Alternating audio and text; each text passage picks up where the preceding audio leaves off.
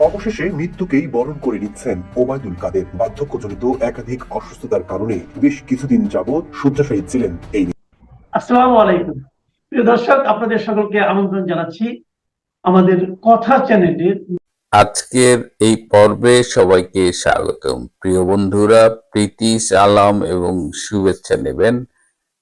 Australia, এখানে মধ্যরাত, ঘুমিয়ে গিয়েছিলাম। পরপর কয়েকটা ফোনে ঘুম ভেঙেছে যে মিডিয়ার বরাত দিয়ে বলা হচ্ছে যে ওবায়দুল কাদেরের অন্য এবং তিনি বর্তমানে অ্যাপোলো হাসপাতালে লাইফ সাপোর্টে আছেন। এই খবরটি সত্যি কিনা এটা জানতে চেয়েছেন।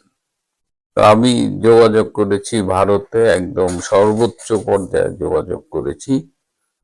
মূল ঘটনা হলো যে এখন কলকাতায় শীত পড়েছে, সিজন চেঞ্জ হচ্ছে।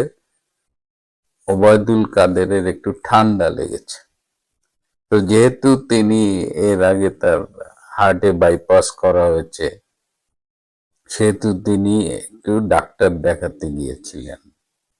তো হাসপাতালে ডাক্তার দেখিয়েছেন এবং তিনি দুপুরে বাসায় ফিরে এসেছেন। বাসায় ফিরে এসে তিনি গরুর গোশত দিয়ে লাঞ্চ করেছেন এবং তিনি বর্তমানে সুস্থ আছেন। তিনি আদৌ লাইফ সাপোর্টে যাননি বা হাসপাতালে ভর্তি হননি বা এমন কোনো ঘটনা ঘটেনি যে তিনি আজকে একেবারে সংকটাপন্ন অবস্থায় চলে গেছে। দেখলাম আরো বলেছে যে এই অবস্থায় তাকে মানে চিকিৎসা দেওয়া সম্ভব হচ্ছে না, এই জন্য তাকে বাসায় ফিরিয়ে নেওয়া হচ্ছে এবং বাসায় লাইফ সাপোর্টের অ্যারেঞ্জমেন্ট করে তাকে চিকিৎসা দেওয়া হচ্ছে। মানে তার অবস্থা এতটাই খারাপ যে হাসপাতালে তিনি আর চিকিৎসার অবস্থায় নেই। মানে গাঁজাখুরির তো একটা সীমা থাকা উচিত।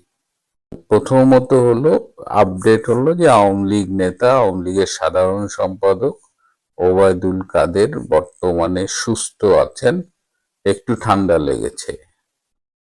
কিন্তু আরো একটি বিষয়ে কথা বলতে চাই যে মিডিয়াগুলো কিসের ভিত্তিতে এই নিউজটা করলো? ওবায়দুল কাদেরকে অসুস্থ দেখালে কি ইউনূস সরকারের খুব সুবিধা হবে নাকি? মানে এবং দেখলাম যে কোন কোন মিডিয়া একদম ভারতীয় সাংবাদিকের নাম দিয়ে আজকে বাংলাদেশ সময় বিকেল 5টা-6টার দিকে আর কি, এবং একাধিকবার নিউজ করেছে এবং তাতে তারা দেখাচ্ছে যে ওবায়দুল কাদের ভাইয়ের অবস্থা খুব খারাপ। This is very unfortunate. একজন সাংবাদিকতার শিক্ষক এটা বলতেন যে যখন মূলধারার মিডিয়াগুলো তাদের দায়িত্ব পালনে ব্যর্থ হয় তখন বিকল্প গণমাধ্যম তৈরি হয়। তো আজকে এই যে এই মধ্যরাতে ঘুম থেকে উঠে আপনাদের সাথে কথা বলছি, তখন স্যারের সেই কথাটা খুব মনে পড়ছিল এবং ওবায়দুল কাদেরের এই শারীরিক অবস্থা নিয়ে এ ধরনের মিথ্যাচার নিন্দা জানাবার ভাষাও নেই। বয়স হচ্ছে, তার বেশ কিছু অসুখ আছে, এটা সত্যি, এবং তিনি অসুস্থ হতেই পারেন, কিন্তু জোর করে একটা সুস্থ ঠান্ডা লেগেছে, সর্দি কাশি, সেটাকে একেবারে লাইফ সাপোর্টে নিয়ে যে কি সাংবাদিকতা তারা উপহার দিচ্ছে ভাবতেও খুব কষ্ট হয়। ইউনূসের বাংলাদেশের গণমাধ্যম কোথায় নেমেছে? যাই হোক, আপডেটটা দিলাম। আজ এ পর্যন্তই। ভালো থাকবেন, সুস্থ থাকবেন, এই গণমাধ্যমের ভুয়া সংবাদ থেকে দূরে থাকবেন। সবাইকে অনেক ধন্যবাদ।